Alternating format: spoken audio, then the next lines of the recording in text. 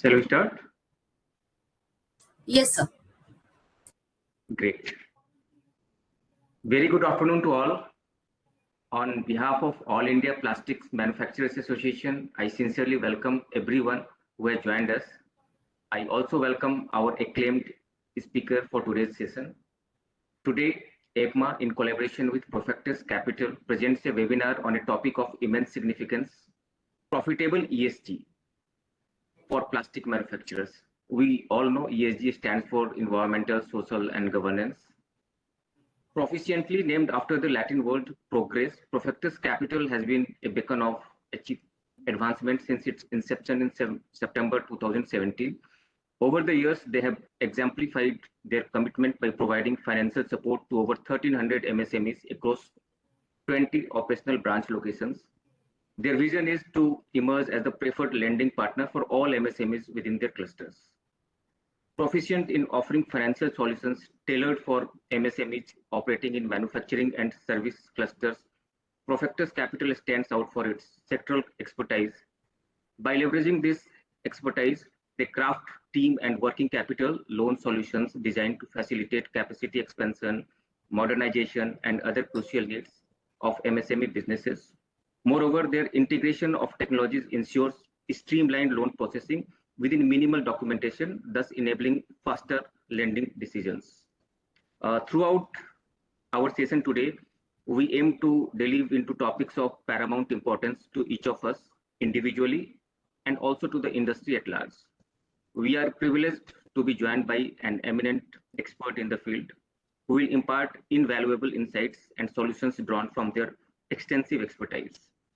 This session includes most eminent expert from the area of concern who is here to provide you the best solutions and help you in every way possible by sharing his experience with you. I would now like to invite our president, that is EPMA President, Mr. Manish Dedia, to deliver his welcome speech. Thank you, everyone. I hope this session fulfills all your expectations. So now inviting Mr. Manish Dedia. Thank you, Shyamji. Ladies and gentlemen, a warm and heartfelt good afternoon to all. I trust you and your families are in the best of health. It gives me an immense pleasure to welcome each and every one of you on behalf of IPMA. I am delighted to be here for the opening of this session. We are thrilled to have you. IPMA, in collaboration with Profectus Capital, is organizing this webinar titled Profitable ESG, which is Environmental, Social and Governance for Plastic Manufacturers. This webinar will be unique, offering insight into several strategies that align with environmental, social and governance principles for manufacturers in the plastic industry, ensuring both sustainability and profitability. Key strategies include investment in recycling infrastructure, development of sustainable materials, energy efficiency improvements, supply chain transparency and responsibility, product innovation for sustainability, stakeholder engagement and collaboration, compliance with regulation and standards, risk management and resilience, employee well-being and diversity, reporting and accountability.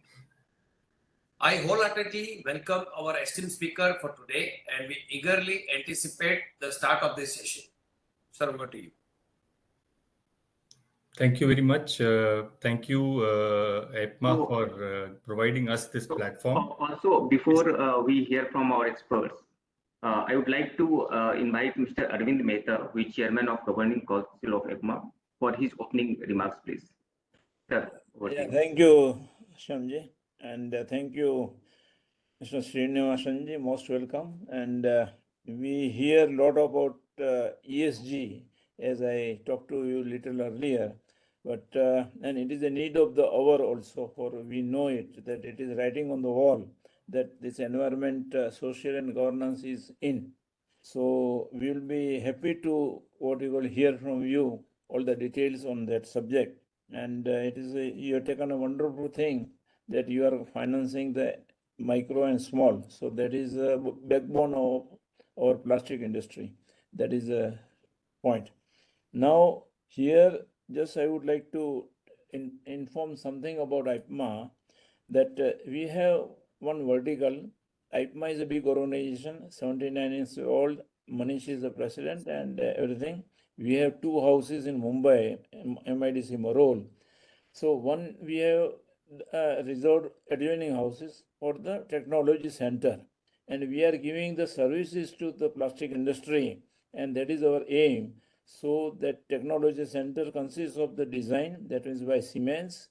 Then we have 3D USA, this what we call 3D systems.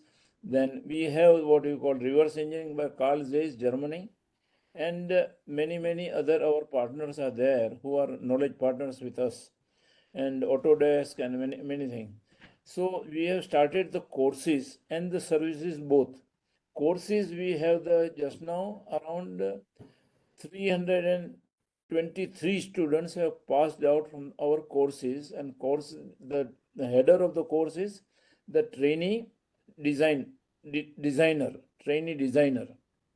And we are happy to tell that a lot of our friends are supporting us by CSR funds, and amongst them is one is Coestro International Company, one of the topmost in the world. Then ENY is their what you call verification partner. Then Fine Organic, one of the topmost in our field, and one Winmar. So they are sending us the finance for the CSR funds and everything, and we are utilizing. So this is the score of the students who have passed, and our target is to make this skill development for 1,000 students ultimately. And out of this, we are happy to share, we have placement officer inside, and we have been able to place around 25 students in the market. That means they are most welcome. And we have what we call now little I would call it interest in our students by the companies. They want around 20-25 designers. This is the story in this one. So we are doing on that. We all are business people. We own on our factory and everything. But this is out of passion we are doing for the industry. So that is the main thing, or just to convey to you. So you are most welcome, sir, and kindly continue with your work. My duty was to inform about MTech. Okay, thank you. Thanks a lot, sir. Yeah. Great. So thank you so much, sir. Thanks a lot for providing insights about various activities which EPMA is doing. Particularly, you mentioned about MTech. So that's a great initiative of EPMA. I would just take few minutes to introduce our eminent speaker today, Mr. KV Srinivasan, who is our expert today. He is the Executive Director and Chief Executive Officer in Profectus Capital Private Limited. Mr. KV Srinivasan set up Profectus Capital Private Limited in 2017 with equity support from Actis, which is a UK-based $14 billion private equity fund. Earlier, he was the CEO of Reliance Commercial Finance and Director Reliance Home Finance Limited, and was instrumental in growing Reliance Commercial Finance into India's first SME-focused NBFC. Under his leadership at Reliance Commercial Finance and Reliance Home Finance, the book grew to $4 billion with 16% ROE in 9 years. With a 3,500 strong workforce across 44 cities in India, he had also played senior roles in large financial companies like ITC Classic Finance, ICICI Limited, ICICI Prudential Life Insurance, and Reliance Life Insurance. Under his leadership, Reliance Commercial Finance and Reliance Home Finance were ranked among the top 20 great places to work in India in 2007. And IIM Kozhikode published a case study highlighting HR practices at Reliance Commercial Finance. He is also co-chairman, Finance Industry Development Council, and co-chairman of the NBFC committee at IMC Chamber of Commerce, and alumnus of Indian Institute of Management, Ahmedabad. He is also a chartered accountant and a company secretary. He is also an avid wildlife photographer.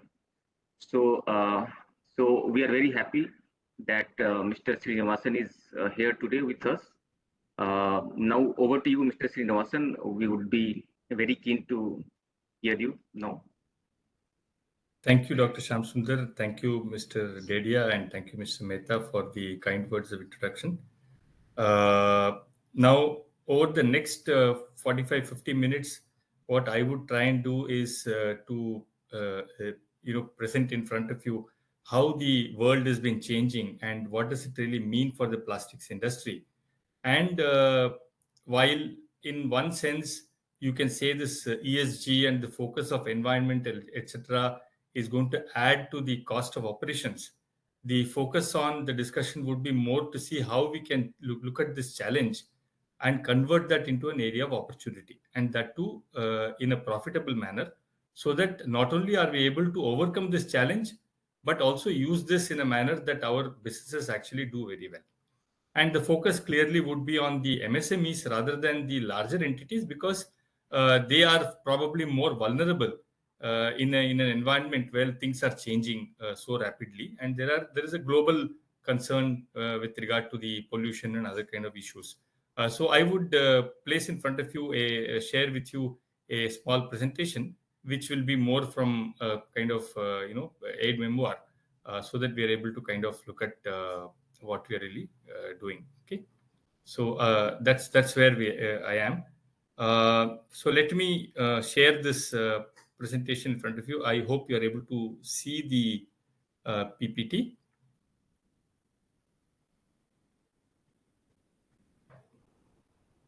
Is that visible? Not yet. Yeah. Okay, once again, let me just check.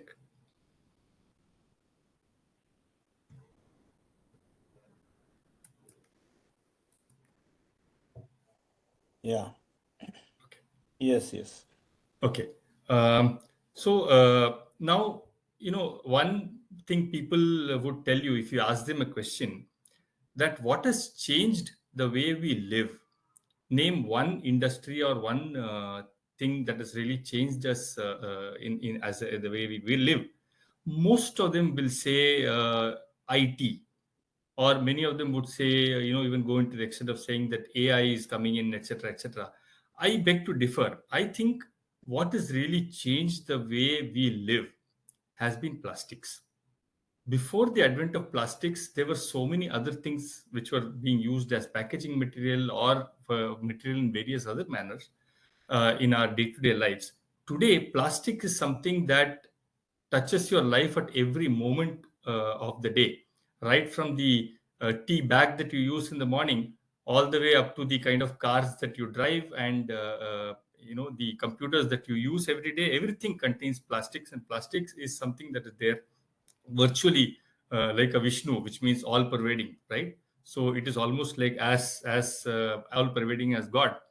Now, that has really changed the way human beings live on this world, because it's made our lives a lot easier, right? In terms of the way we are able to carry on our day-to-day activities in an easy manner. Now, while that is extremely good, obviously there is other side to it, which is more becoming kind of an area of concern for the world, given the fact that we are talking about global warming and pollution and sustainable living and things like that. Plastic becomes the favorite whipping boy for all the environmental activists, correct? And therefore, the focus on environment, social governance has been probably one of the highest on the plastics and the general chemical industries. So definitely it is an area which all of us who participate in the industry, whether as manufacturers or distributors or financiers, need to be concerned about it. So what I'm really going to talk about is primarily what is ESG all about. Now you will get to it's become a real fad to talk about ESG across the board, consultants giving lectures about ESG, etc., etc. But what does it really involve? It simply involves a a more, I would say, environmentally responsible way of conducting our business operations. Okay, in a very, very simplistic manner. There are certain principles that we need to really look at it, and to the extent it is possible for us to adopt, take those. And very importantly, I think the focus of the presentation would be say that is it really a disaster in front of us, or is it something that we really have to carry as an additional load in terms of our cost, or is it something that we can actually do to convert this into a profitable business itself?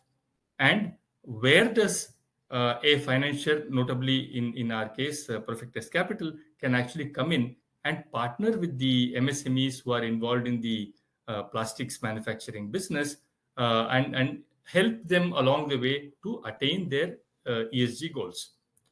Now, as I said, what is ESG ultimately? It simply means that the way we are doing business, is it really sustainable?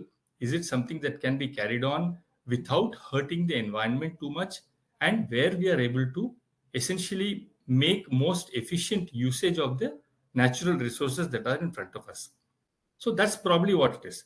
Now, it is not just a fad anymore, because uh, it has become very important not only to the country but to the entire world. You must be aware of the Paris Agreement, which has been very heavily discussed in the media and the papers in the past few years, and the regular COP discussions, the conference of of participants discussions that keep happening virtually on a biannual basis, to talk about where the world leaders come together and say that what is it that we can do to protect the world from environmental disaster, how we can avoid or reduce the impact of carbon footprints, and reduce the deterioration to the global warming situation, and so on and so forth, right? So there are certain principles that the Paris Agreement, which is a legally binding international treaty on climate change, has made countries to participate and sign up for. Essentially, the COP is the decision-making body of the entire initiative.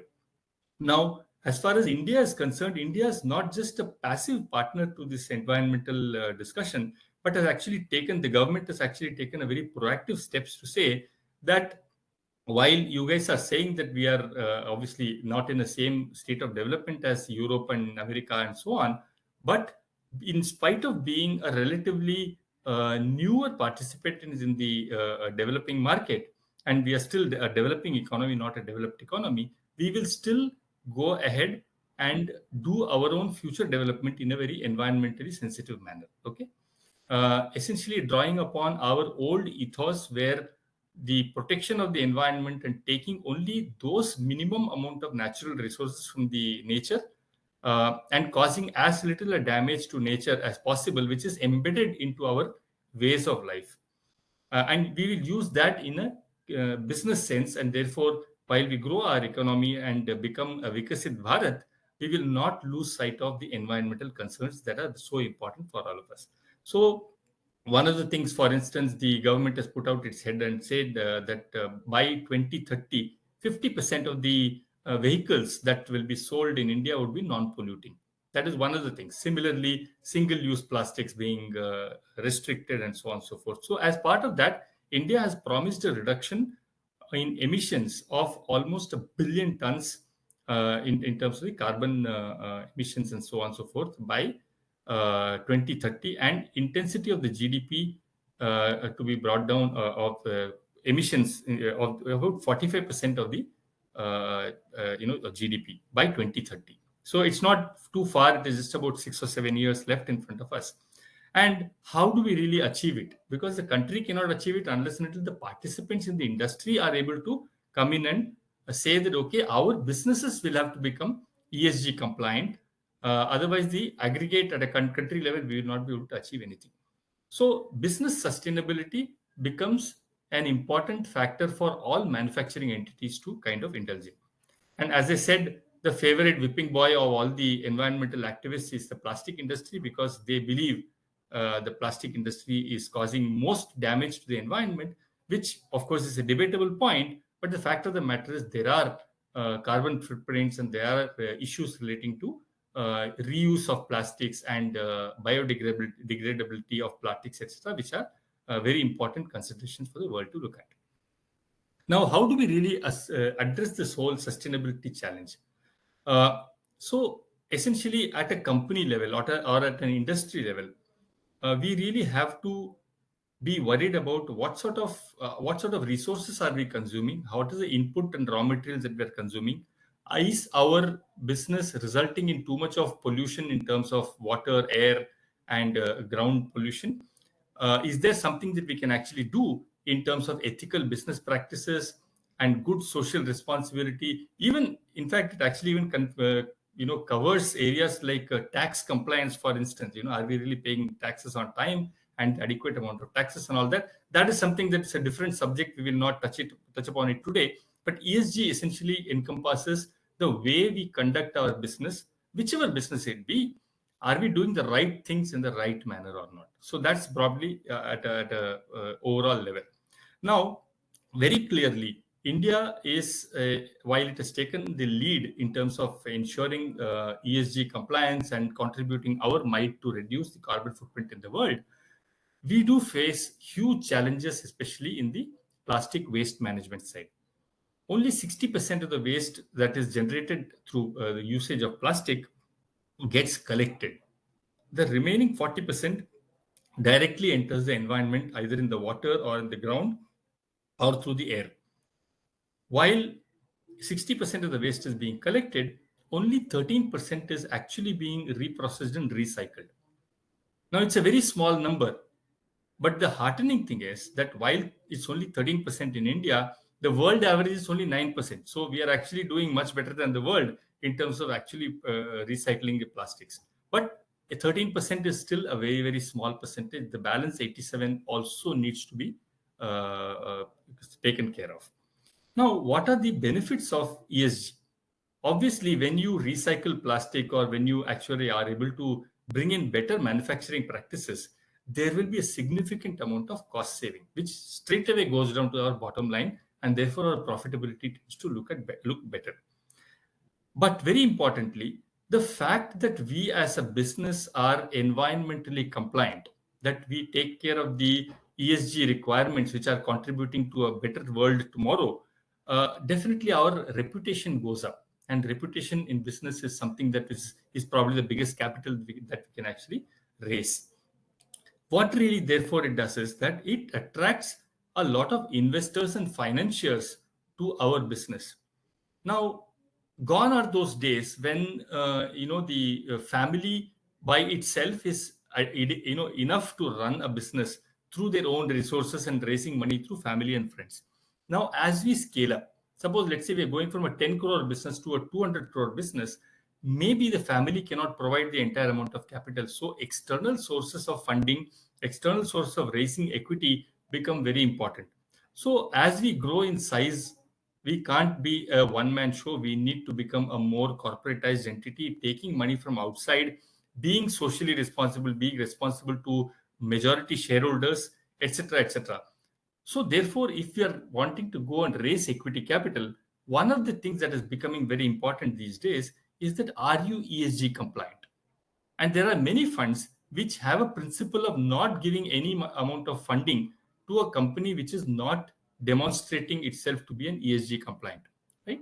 So these are very important factors. And even from a lending perspective, you get cheaper funds if you are ESG compliant. So there are a lot of things that are happening. So therefore, it makes sense from our perspective to not just from a reputational perspective, but in hard, real numbers to be ESG compliant. And of course, regulators are becoming very aggressive in ensuring ESG is being implemented in all the regulated entities. For instance, SEBI, which takes care of all the listed entities, has got becoming very strict in terms of its ESG reporting and compliance and stuff like that. New regulations are coming in virtually every now and then. And very importantly, across the world, there are restrictions that are being brought upon people who are not, compliant with ESG norms, or who result in leaving a very large carbon footprint or pollution footprint in their wake. So, to give you a simple example, some 76 members of the World Trade Organization have submitted a draft proposal that actually seeks to regulate and monitor the plastics trade to ensure that there is transparency across the entire life cycle of plastics in the international traded goods. Right now, there is one, according to one estimate, India which is where a significant amount of our revenue comes from plastic exports, about almost $8 billion we exported in FY23. Almost 11,000 crore rupees, that is about $140 billion worth of money we could lose simply because we end up using unsustainable plastic packaging. Now, those are staggering numbers, right? So, therefore, it is becoming more and more difficult to ignore this whole issue called ESG. And if you ignore it, it could be a situation where tomorrow your business will get shut down either by the international agencies or by our own regulators, or maybe even some situations by the courts of India. Supreme Court, for instance, has become very aggressive in ensuring environmental compliance. So these are the backgrounders that I wanted to place in front of you. Now we will look at situations where Indian companies, okay, let's not talk about international experiences, but within India, what have various people done in order to ensure that this becomes an opportunity for us to really take? Okay. Now, you will remember that sometime a few years ago, maybe about 10 or 11 years ago, the entire Tirupur, the textile hub, the dyeing agencies, dyeing companies out there were shut, okay, ordered to be shut by the Supreme Court, simply because they were discharging their very harmful chemicals directly into the ground, and which resulted in poisoning of the groundwater. Now the entire industry had to be shut down, resulting in several job losses, and many people had to go under and default on their loans and shut down their business and stuff like that, because the Supreme Court said unless and until you put in waste processing capabilities, we will not allow you to start. Now, clearly, while it is possible for larger entities to set up their own pollution treatment plant, effluent treatment plant, and all of that, it is very, very difficult for a small, MSME, which has got 3, 5, 10 crores of turnover, to actually put up a facility on its own, because the cost tends to be too much. So the entire Tirupur industry came together and said, okay, what can we do it together? So they adopted a very beautiful community kind of an approach, whereby out of 360 units, about 60 of them were able to put up their own plants for effluent treatment. The balance 300, which primarily were MSMEs, came together and say, okay, let's do community effluent treatment plants. So 18 plants were set up, which were participated in by 300 people. So today, after 10, 11 years of this experiment, where are we? We are in a situation where Tirupur is consuming much less water for its textile processing business, and textile is a very highly water intensive business, as you are aware. And very importantly, there is zero liquid discharge into the ground. So therefore, the entire industry has become environmentally focused. It is saving money on water. And in addition, what they have done is that they've also looked at areas such as renewable energies, putting up solar plants internally for community consumption and things like that, where today they are producing power to the extent of 1600 kVA, right? Whereas their own consumption is only 250 kVA. So 1300 kVA of electricity is surplus, and that is being sold to the grid, to the Tamil Nadu government and stuff like that, and profit is being made out of that, and which is getting obviously participated and shared by each of the entities that are in this business. So from a situation where you are being a pariah, where you are being shut down by the Supreme Court of India, to a situation where you are converting that problem into an opportunity and you are making money. This is a brilliant example of what a community oriented initiative to convert an opportunity from a threat into an opportunity and to profitable business can be actually done. The other part, there are international studies that are coming in where it is established that if you are an ESG compliant entity, your cost of capital is lower almost by 70 basis points, right? Which means if you have 100 crores of investment into your business and 100 crores of debt, 67 paise or 67 basis points is the saving that you really have, which means 100 crores effectively means a 67 lakh rupees straight to your bottom line if you are ESG compliant, because the lenders will give you cheaper funds because you are ESG compliant. What does it mean? It means 3% greater return to shareholders. That means if your return on your shareholders' funds is 12%, you can actually take it up to 15% by simply becoming ESG compliant. So it is not just a fad, it is not something which is something that we need to be afraid of. But if we convert this into an opportunity, we actually become much more profitable. And therefore, naturally, equity returns will be better, which means your growth will be more, external people will be more willing to put in capital, your scale can grow, and all of that, right? So it's a very nice way to convert this whole thing into a beautiful business. And let's look at certain other Indian companies that have actually done this. Now let's look at Maruti True Value, right? It's one of India's largest second-hand vehicle company, right? What are they doing? They are doing this entire thing concept called a circular economy. Basically, repossess, refurbish, reuse.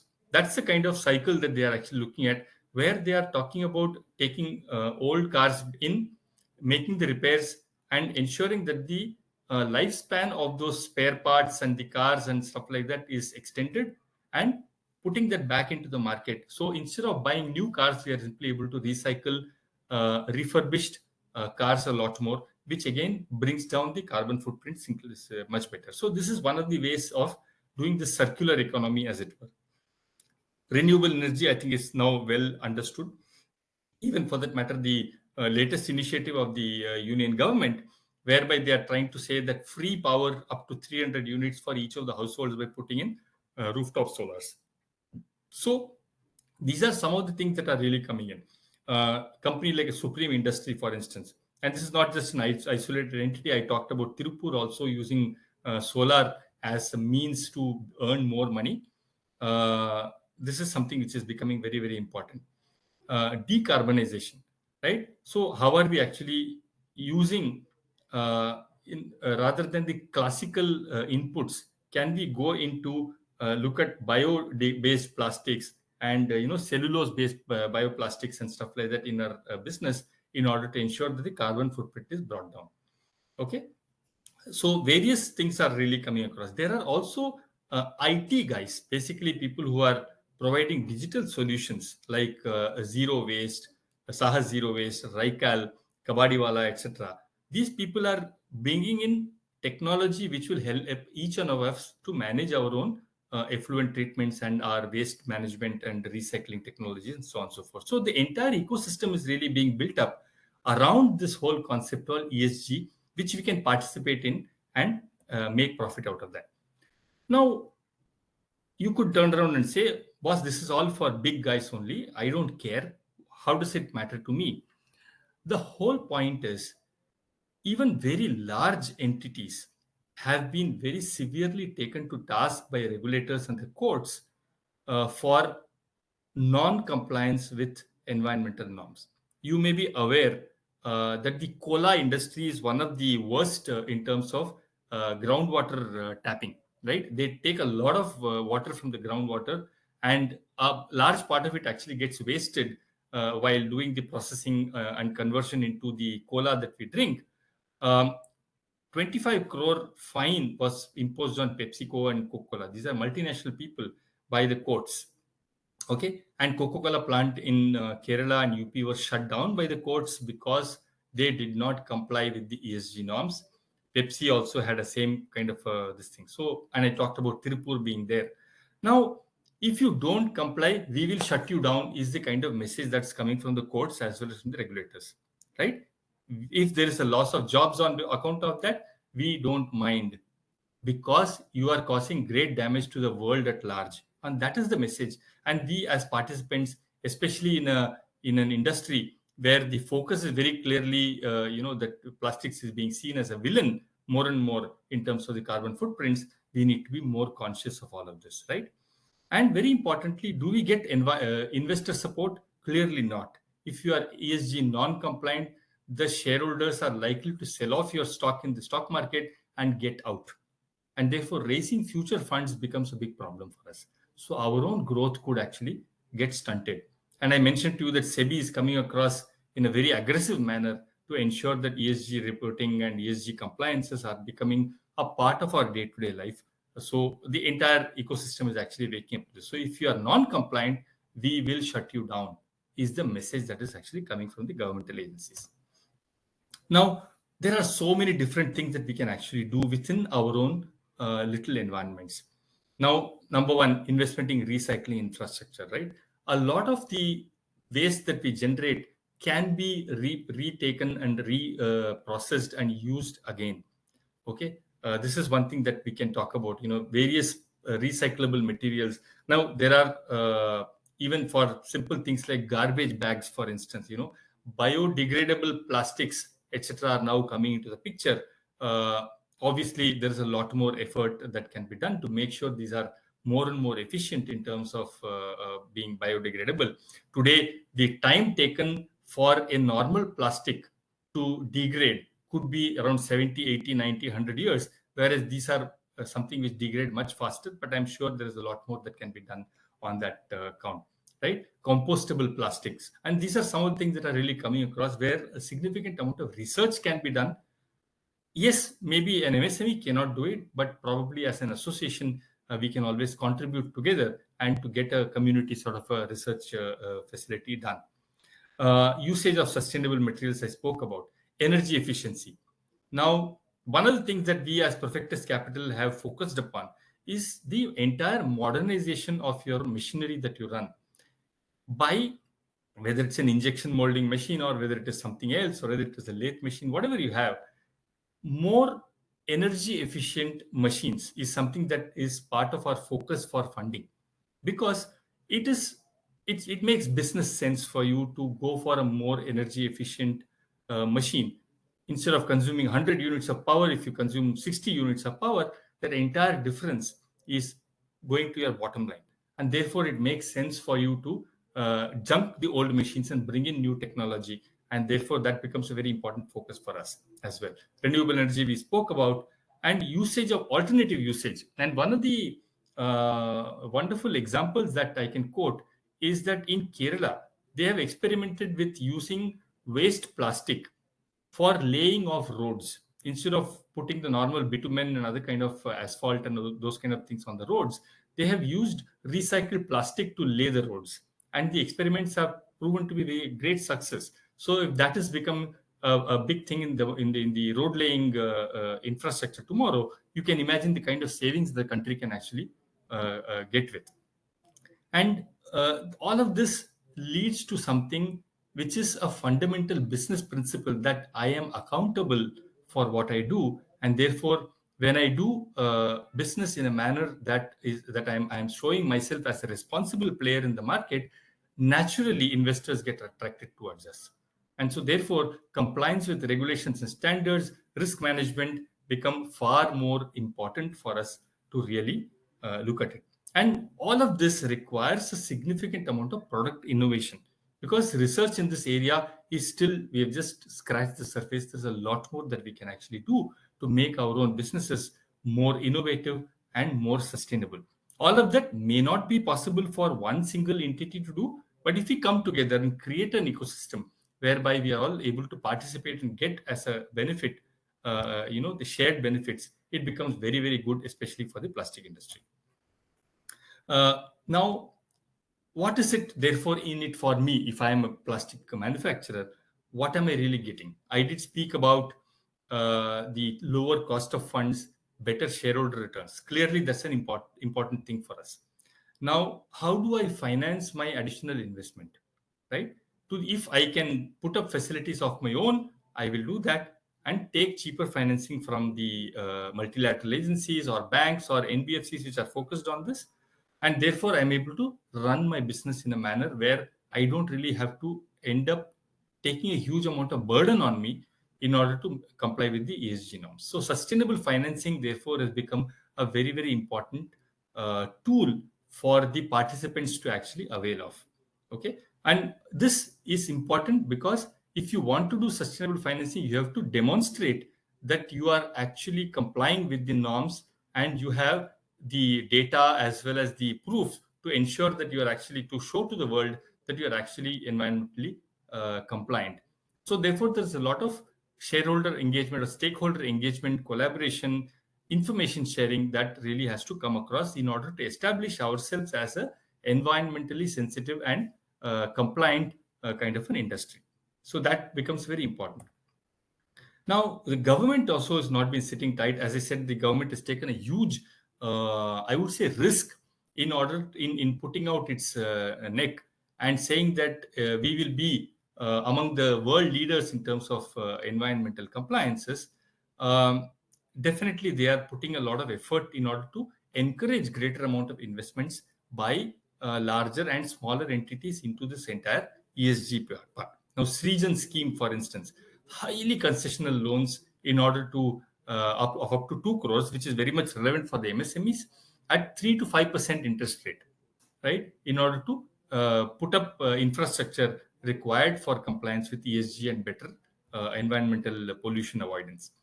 Sustainable finance schemes of the SIDBI, for instance, is a very important input to it. Then there is something called an end-to-end energy efficiency or 4E scheme, which has also been brought across, where up to 3 crores financing is possible at a very, very fairly low rates of interest. Green financing schemes, not only of the government, but also of agencies like IFC, Washington, ADB, etc., is very much available for us. So there is funding which is available at a cheap rate in order to encourage us to go towards that.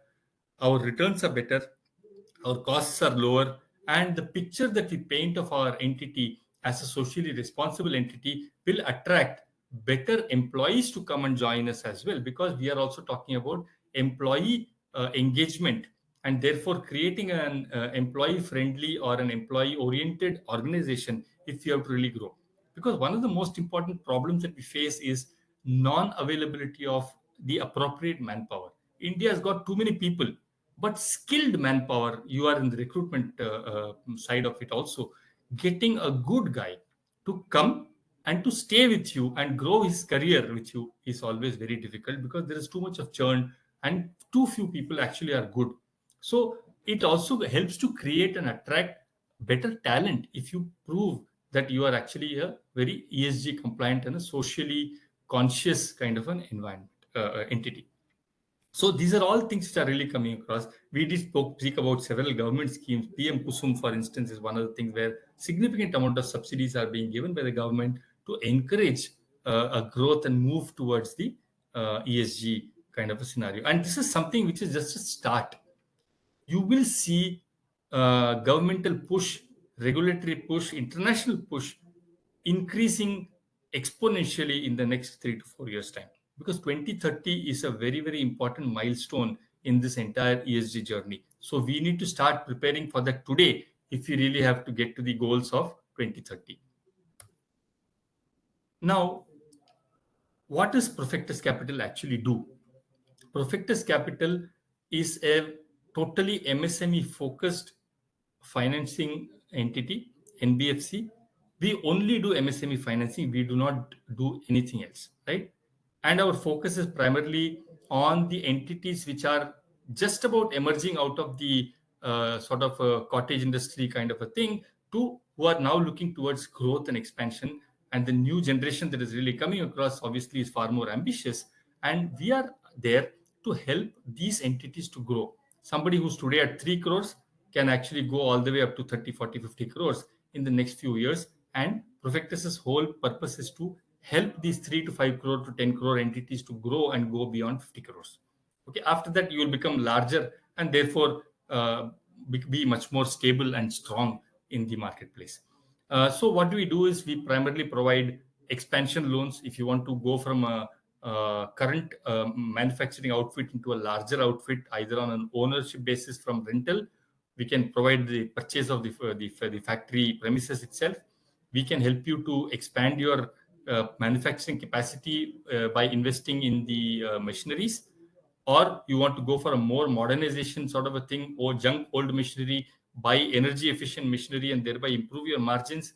Profectus is there to help. And naturally, as you grow, working capital will become very important. More and more working capital is required, and there also we are there to help. So our entire focus is on the MSMEs, and that too, very importantly, we have decided that in order to do our job a little better, in the sense, better in the sense it should be more meaningful to the customer, we have not tried to attack every single industry that is there in this country.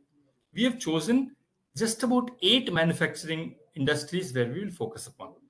Okay, those 8 manufacturing industries typically include chemicals, plastics being one of the key focus areas. Chemicals and plastics, pharmaceuticals, food processing, etc., become very important. Auto components, where a lot of plastics do actually get used either in some fashion or the other, right? And so therefore, what we have tried to do is to develop expertise. Of course, we are not going to be ever as expert as you are in your business, but at least from a financial perspective, if I'm able to understand your business a lot better, hopefully I should be able to give you a financial solution that makes sense for you and not go with a template approach. So that is exactly what we're trying to do.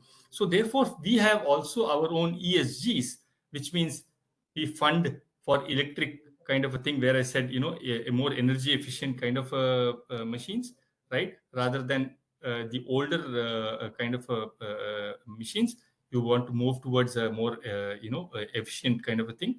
We provide funding for putting up solar facilities for captive consumptions. That is something that we can very well do. We have tie-ups with the various panel manufacturers also, in order to make sure that we are able to provide a good option. And in our parlance, G simply means galvanized business loan processing, which means that as quick as possible, we try to process the loan so that you are able to get a decision as quickly as we can. So primarily, that's what we are trying to do. And as you grow and as you leave the old behind and go and embrace this ESG compliant or ESG friendly world, we are there to support the MSMEs who can actually go to this journey. Now, some of the, is it something that we are talking about in future? No. Answer very clearly is that we have been, in the past 7 years or 6.5 years that we have been working, actually funded more than 4,500 MSMEs to the extent of more than 5,000 crores so far that we have given.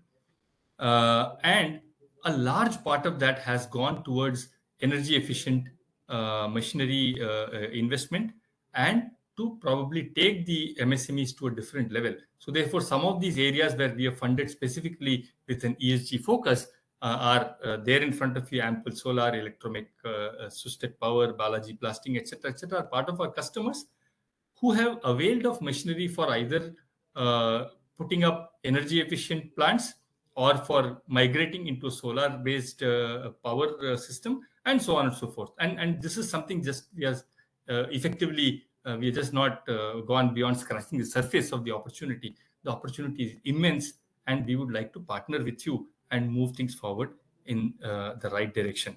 I hope the past 40-45 minutes that I've been speaking about has given some understanding in terms of what is really ESG all about, and why is it so important, especially for the plastic industry, to go into a ESG journey.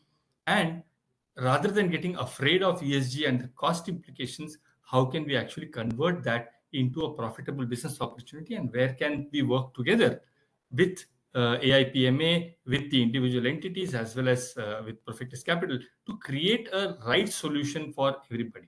Okay, that's broadly what my thought process was, and I would be very happy to take question and answers from each of you.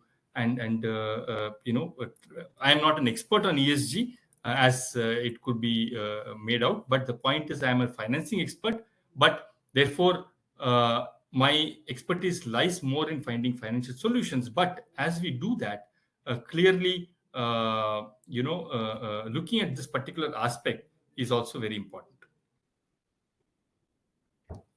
So, thank you so much, Mr. Srinivasan. Very insightful presentation. Thanks a lot. So you rightfully started the importance of plastics in our day-to-day life, very beautifully articulated. Then you mentioned many things about India's commitment at multilateral level. Then you also highlighted importance of circular economy, and particularly many regulations which are coming to impact businesses because of growing importance of ESG. Uh, then you also highlighted how and why MSMEs should embrace or to adapt ESG practices. That is very important for our members also. So in nutshell, you very beautifully articulated that ESG compliant will be a kind of different kind of world. So now need to face many challenges, and for that you articulated about some of the financial solutions which is available. So thank you so much. Uh, our chairman would like to make some comments. So, sir, over to you. Excellent, Mr. Srinivasan. I forgot to announce at that time that we are having on the same subject one exhibition coming up in the month of July. That is called a Global Conclave on Plastics Recycling and Sustainability. It is 4 days exhibition in the Pragati Maidan, Delhi, and followed with 2 days conference also. So for the house, just informing, and that ESG will be prime focus also, one of the prime focus. So I would request you to participate or something to connect with us, and I would request all our participants also to take note of it. Okay, DG sir, you can go ahead, sir. This is our point now. Can I? Yeah, Manish. Yes. Yeah. Excellent presentation, Srinivasanji. I am doing a lot of doing ESG activities, but I was not aware of many of these things. I think it is really good these things. With reference to Arvind Bhai when said that the GCPRS exhibition, so I think that's a good idea. Those ESG consultant and ESG finance also can take a part in this exhibition, because it will help you to get more people there in exhibition. So that is one of the things. Now coming to the business side question, I think you have shown many things here, and I would like to ask 2 or 3 questions. So first question is whether you give the finance to only small and mediums, or you give it to large also. How does it work? Thank you, Mr. Dedia, and Dr. Shamsundar and Mr. Mehta for the nice comments. Definitely, I hope it has added some amount of value. Yes, Mr. Dedia, to your question, our focus is primarily on the micro and the small entities. We have defined our typical customer, at least 80-90% of our customers would be people having turnovers of between 3 crores to 30 crores. You could look at us as a primary school where, after the initial hiccups are over of setting up a business, 3-4 years later, somebody comes and, avails of our services, grows and outgrows us, and therefore goes into the bank territory. That is the kind of space that we tend to operate in. The medium enterprises with 50 crores plus turnover typically are much stronger, and therefore may be in a position to avail of better terms from banks rather than coming to us. So therefore our focus is much more on the smaller entities who really need the support. Even for solar also?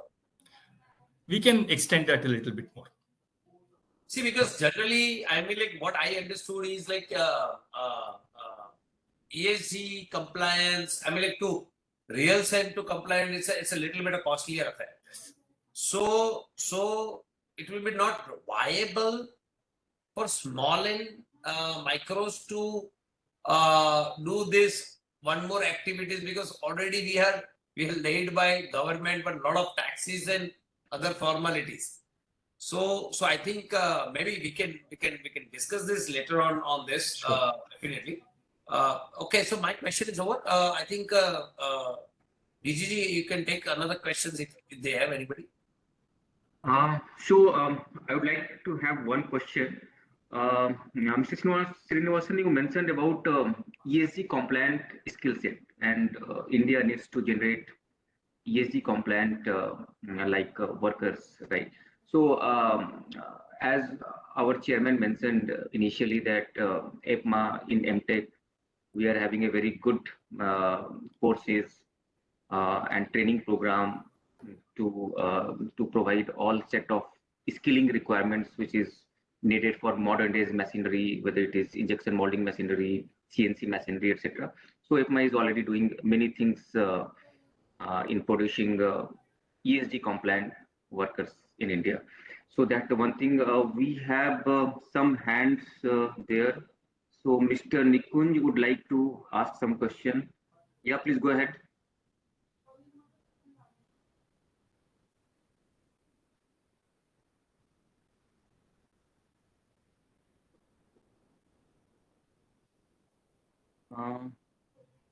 Yeah. Mr. Nikunj, you have any question? Please ask. And that too falling under MSME. Right now, the industry is like putting their all effort to be in compliant with the PWM rule 2016, right?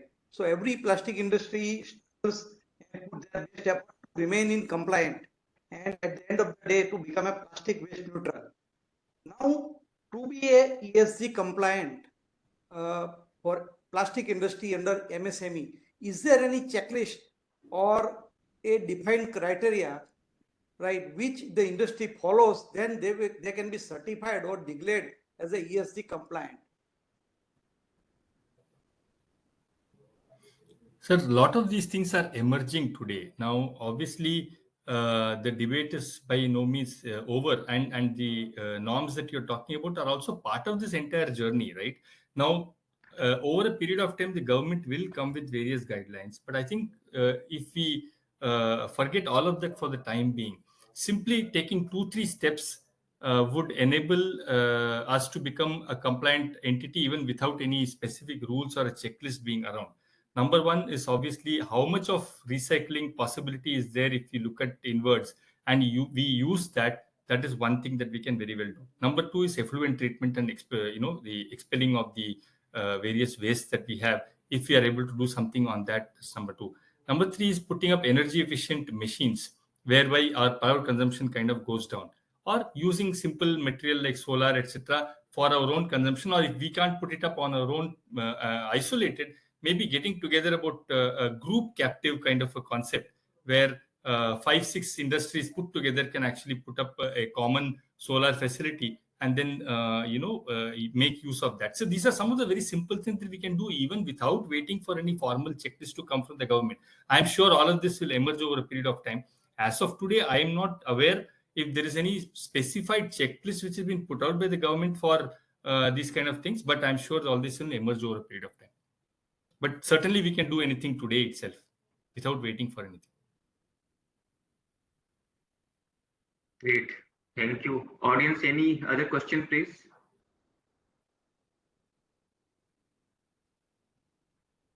You can also put your question in chat box. Onto the panelists and on the attendees. What I wanted to ask to KVS sir is, as we know in India, until unless it is mandated by government, normally we do not know get into compliance. Having said that, should there be any kind of incentive system available, or link it to with something wherein this MSC or SME segment will be more interested to get ESG compliance, because many of them are also exporters, and obviously as an exporter they will get a lot of advantage vis-a-vis non-ESG compliant companies.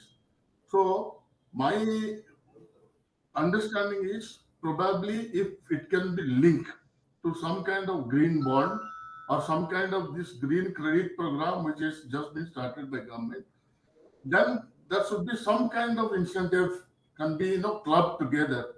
That will be really a good thing where the industry as advocacy body should aim at and make the government believe in some kind of incentive structure, because as you know, PWM or Plastic Waste Management Rule 2016, so many amendments has come in.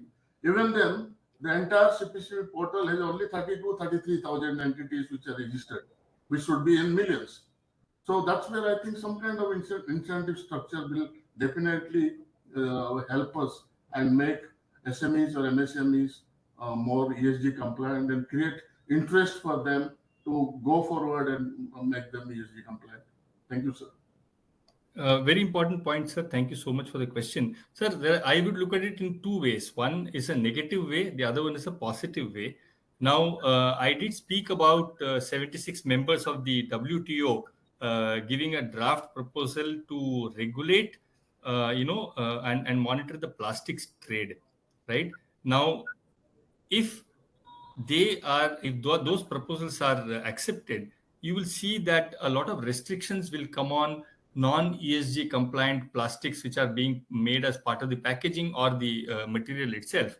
Now, new standards will become prevalent in order to ensure that the commodities that are getting traded are more and more ESG compliant. So if we don't fall in line, we lose our export market opportunity, which is very large for India as a country as a whole.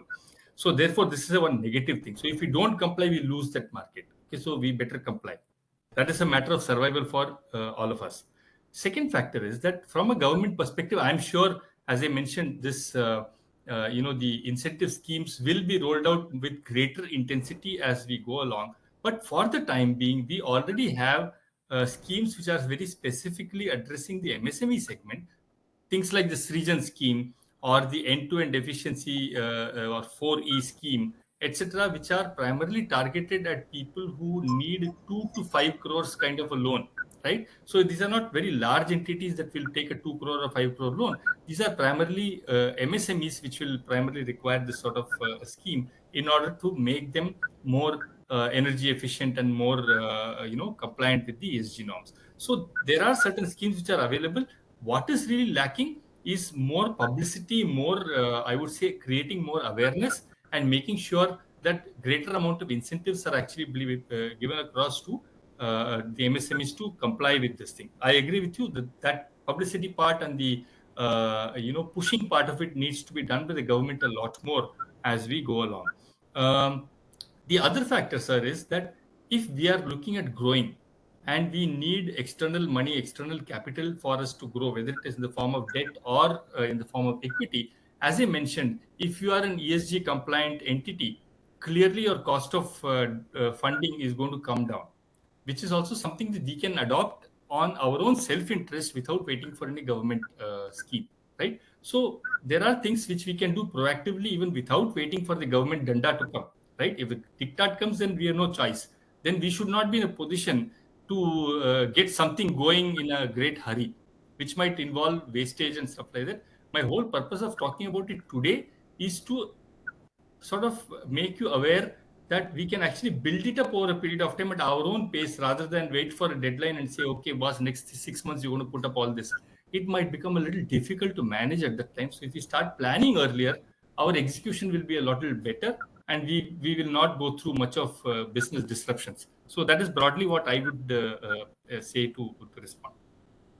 Thank you very much, KBS sir. And also, let me add, because we are a practicing company for ESG consulting, and it's 100% mandated on the European market. So I do perceive that India become a back office for most of the ESG requirements of European market, like we see Y2K and .com kind of opportunities. So many companies in India, at least a dozen, who are making a lot of insight and inroads into the European market by giving them consulting services in ESG particularly. Thank you very much, Kerry sir. Thank you so much. And as a matter of fact, like the ongoing negotiation of free trade agreement between India and European Union, so ESG is also one of the factors there because there is an emphasis of remanufactured goods. You mentioned about refurbished kind of things. So remanufacturing goods definition is coming into various free trade agreements which India is negotiating with EU and many other countries also. So I think it is going to become a kind of trade barriers also in future, although it has no direct linkages with international trade, but indirectly it will impact our exports to many countries. So thank you so much. We have one more hand. Yeah, Mr. Nikunj, please go ahead. So yeah. So there is a question, roadmap to avail ESG for different industries will be helpful, and what will be the benefits? I did speak about the overall benefits. And naturally, each industry, each entity will have its own journey because of their size and the sort of maturity level that they have achieved. I think this is a question which should be put to various ESG experts who can actually study the industry, study the business, and give the right kind of solutions for each of us. I don't claim to be an ESG expert. I am more a financing expert rather than somebody who understands the technicalities of ESGs. But definitely there are consultants like one of the previous questioners also was doing a fair amount of work on the ESG compliance and stuff like that. So perhaps you could reach out to him and make sure you are able to avail of his services. Great.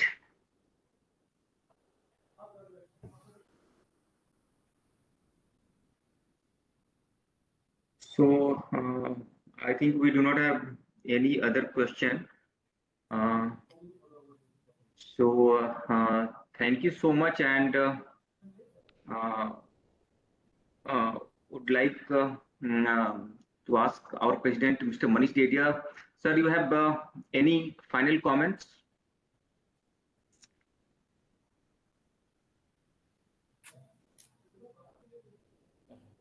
Manish bhai.